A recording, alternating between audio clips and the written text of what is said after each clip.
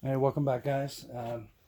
Well, I was going to make a video of me installing the fuel rail with the injectors and then put the oil air separator on it, but that didn't go so well. It took me probably half an hour to get the bolts started, to get everything lined up. But basically, what I did was I have the silicone-based O-rings on the injectors, and I put a drop of oil on each injector, and then on the O-ring, and lubricate that, and then slide it down into the injector ports. We want to make sure those are nice and even. Slide them down in. Then of course you have to kind of move it up and down a little bit, left and right, until you get the bolt holes lined up. So we've done that. So we're moving on to the next step. I had the light out, and I had a magnet, and I just dropped the bolt. It was a real mess with that. But this is some of the things that we go through. I just didn't want to bore everybody with that on camera. I did end up getting it. So onto the oil separator, and you notice I got some zip ties here. Just using zip ties, it serves as a real nice clamp. You don't have to use a screwdriver on it. You just snip it with a pair of side cutters. You can pull this all apart, and whenever you're done, you just throw another zip tie on it. It's fine. So all right, we're up to it here. Now we got, and this is part of the emission system, and I'm afraid to get a code if I unplug this and remove it. That's something I probably should try, but it's ported to the throttle body. It's not really in the way. It's kind of tucked over here, and I don't have to mess with it too much. So it doesn't take up a lot of room.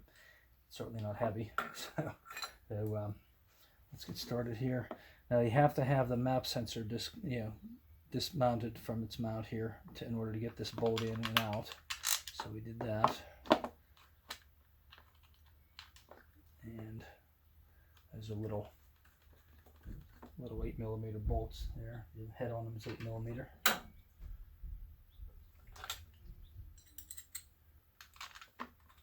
Probably should have had the camera on the other side to show the bolts going in here. So these two bolts on this side serve two purposes. One is to hold the oil separator down, and the other one is to hold the bracket that this little sensor here mounts on. And for the life of me, I can't remember the name of that. I know the bottom port would go to the charcoal canister, so I'm sure it's part of that, sort of emission system on the car.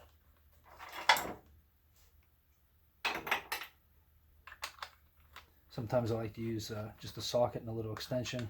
If it's kind of hard to get your fingers in there, you can just kind of work it that way. And you want to do these a little bit at a time, and tighten them up.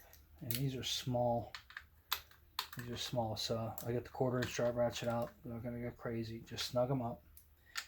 And being that we're going to race this, we're going to be checking the bolts, like in the suspension and things like that, from time to time. So this will be something to check. You just grab hold of it and see, or maybe you try one of these bolts and see if it's loose. And if it's loose, then you pull this off, and then we check them all. So we go over them.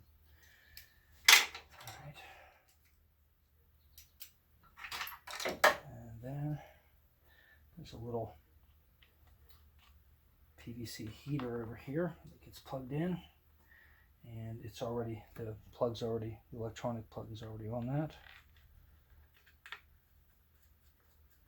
And this motor's clean, but that tube for the PVC heater, every time you touch it, it turns your finger black. End up getting dirty.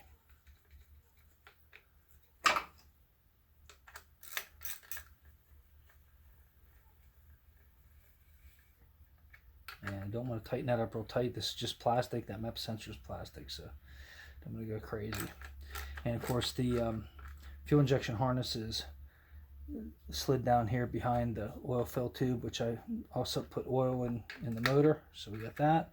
And because we're on a budget, I have the old transmission fluid from 2017. It's Synchromesh, the GM Synchromesh. So we got that over here, and from it setting out, there was a couple dead bugs in it and everything, but that's okay because we filtered it through a coffee filter, so it took a little while for it to drain. But we're going to reuse that since it's it's filtered and everything. And we have our adjustable fuel pressure regulator over here, so I'm going to snake the hose in behind here and underneath this zip tie. If I can't get this right away, I'll just throw another zip tie on it.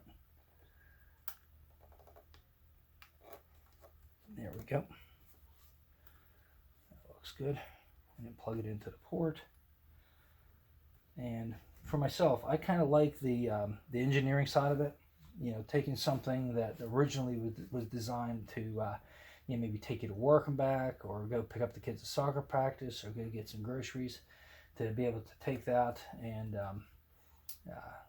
you know, turn it into something where you can actually drive it hard and run it. It's a lot of fun to me. So finding you know, tying everything down, tying the wiring harness down so you don't have any trouble, that kind of thing is actually fun to me. But what else? I think that's about it for this video. So we're getting very close to starting this motor. It's just about ready to go. One thing I did notice is the stud kit that I got for the cam towers. A few of these are sticking up a little bit, and I'm probably going to have to take a cutoff wheel and a grinder and just take the tops of the studs off. Only on a couple of them, and I think the reason why that happened is because a few of these had helicoil inserts in them to repair the threads. So I've done that on a few of these. So I'm thinking that the stud, it didn't go all the way down, you know, past the helicoil, or down in all the way into the cylinder head. So that's not a problem. We'll just snip them off, and then, you know, take the grinder and kind of chamfer the edge so it doesn't create a sharp edge. So if you're working on it, you don't have to worry about, you know, about getting cut. And the guy who makes these, they're actually chamfered. You know, he takes them and puts a chamfer on them, which is nice. And so the next step will be, I got to take care of that, and then the plugs still aren't in it. What we'll do is we'll charge the battery up, and we'll crank it over without the ignition plugged in, obviously, and without the plugs in it, because I want it to be able to rotate very easily. So we'll do that as soon as the oil pressure starts to come up. That'll be that. We'll go ahead and put the plugs in it, and we'll put the ignition on, and we're gonna fire this thing up, and we're gonna do all of that on camera. We may break that up into a couple different episodes, but we're gonna do it all on camera. So make sure you know, come back, stay tuned, and go ahead and hit the like and subscribe. You can ring the bell, that way next time I do a video you'll get notified. And appreciate you guys watching, and I'll see you in the next video. We're going to start it soon.